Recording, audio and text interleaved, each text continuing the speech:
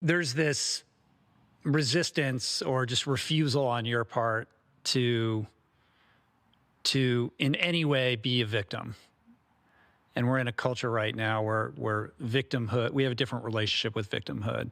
I'm sure that drives you insane. And this book is really speaking to that on some level, like positivity as an antidote for the lack of agency that a lot of people feel, or the indulgence with an identity around victimhood as powerlessness, right? And this is all about calling people to action, to take responsibility for their lives, and giving them tools and a roadmap that it's straightforward advice in this book, right? But it's very direct. And because it's from you, it's so palpable. So I guess what I'm asking is, how do you think about the way that our culture now thinks about mental health and our relationship with this idea of powerlessness? I think that in general, I think what the book is trying to do is to say to people, you need to work on yourself. If you just try to be pampered, and if you're trying to be soft, and if you're trying to be the victim and all that stuff, you're not going to go anywhere. We need to get stronger. We need to get ballsier. We need to get tougher. We need to not be afraid of failure. We got to go into the work. We got to face adversity. Adversity breeds character. The strength and fighting and resistance does not only make the muscle grow, but it makes also your head grow, makes you a stronger person. We have to be willing to go through hardship, through suffering, through pain, through crying periods, all of that stuff. Don't shy away from any of that, because it just makes you stronger. And I think today, a lot of times, our youth is so into kind of, let's make him feel good. Oh no, let's be more sensitive. Well, I totally agree with you to be sensitive about things, but I mean, there's also a sweet spot. Can we go too far? It's like when someone says, well, today I just need to sleep in. It's that Right. bullshit.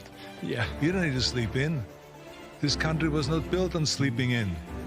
So let's get up in the morning and let's get on that bike and let's do some exercise and don't even think about it. Don't look at your email or anything like this. Let's just get going. Boom, boom, boom. Let's get going. Let's start building. And so that's the idea, is just not to be overly soft and overly kind of like sensitive and everyone is in the victim kind of a thing. I just don't buy into that. But you have to understand that every person has to be approached also differently. It's like the mind is just like the body. I cannot give you exactly the same training routine that I had, because your body is different.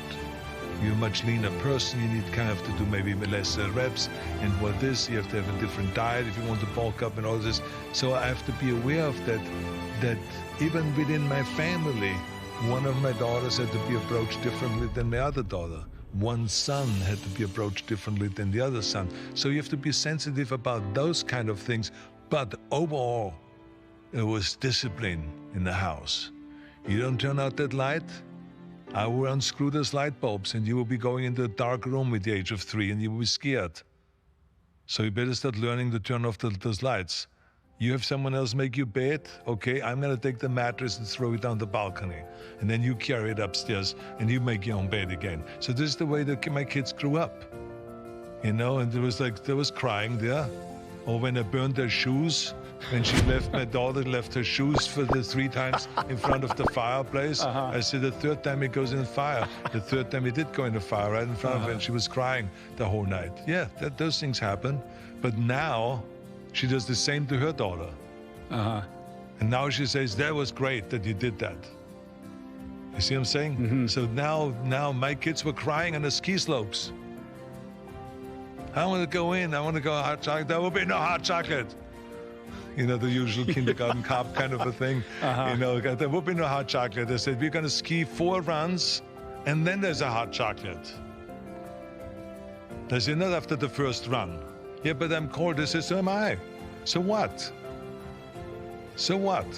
So now let's go be cold and then go skiing. And I said, the more we ski the bumps and the more we ski the powder, the warmer we get and the more we warm up. I said, so let's get going. And so now today, when they come up to Sun Valley with their friends, they get up after the dinner with their wine glass and they say, we want to toast Daddy.